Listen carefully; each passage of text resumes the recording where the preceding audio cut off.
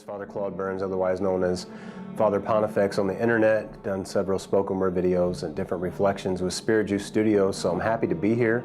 We're going to be giving a talk today, and the talk is basically going to be about the dangers of spiritualism, and using the original video that I did the first time in response to why I hate religion but love Jesus. Mine was why I love religion and love Jesus. Mine was why I love religion and love Jesus. And using that as a springboard to talk about the dangers of spiritualism as being one of the pitfalls that our young people potentially can fall into, one of those temptations from the evil one.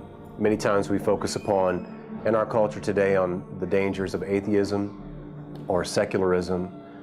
Atheism, of course, not believing in God at all. Secularism, just kind of this high emphasis upon the goodness of humanity, but not the need for faith or religion. But the spiritualism is a little bit more subtle, and basically it's the mentality that, well, I have a relationship with Jesus, and that's what matters most, and obviously that is what matters most. But then we become reductionary and we just say, okay, well, if I have a relationship with Jesus, I don't need all this other stuff. I don't need all this other stuff. Other stuff like sacraments or the rituals of the church, or as our Protestant brothers and sisters will say, works. You know, you don't need that. That's all works. That's just all trying to perform and to try to get close to God, and it doesn't work. So the whole faith alone argument from Martin Luther kind of resurges into this sense of spiritualism. And basically what the devil is trying to do through that is to pull our young people away from the church.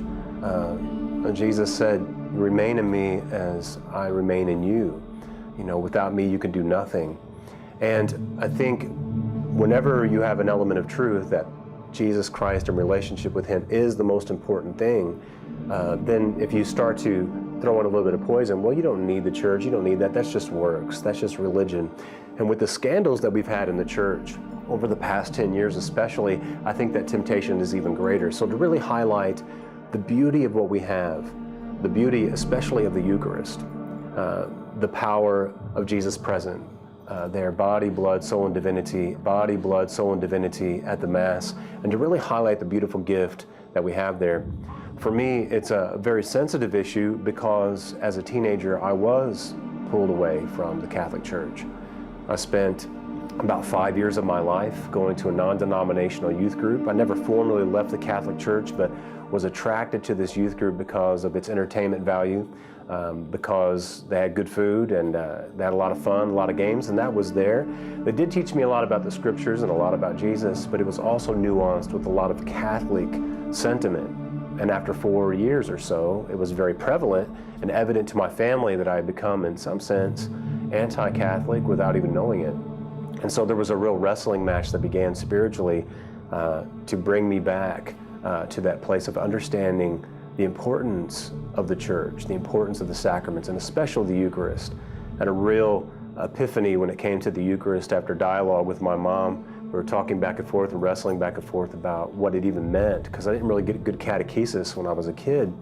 And so I remember her talking to me, and I read the scripture from St. Paul that says, every time we eat this bread and drink this cup, we proclaim the death of the Lord until he comes in glory.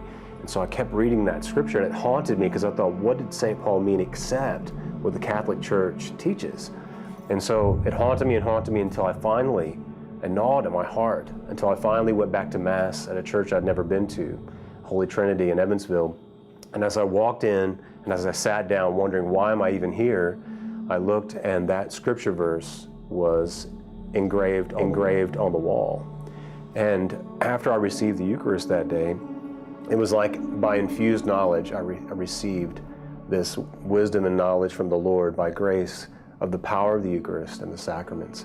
And so that's really what my talk is going to be about. It's going to be about the reason that, yes, passionate, deep love relationship with Jesus is the core of everything, but that the sacraments are necessary. That everything that we do is encountering Jesus Christ in a powerful and a covenant way. And that's what I hope to accomplish with these talks today, and I'm very happy to be here. God bless you.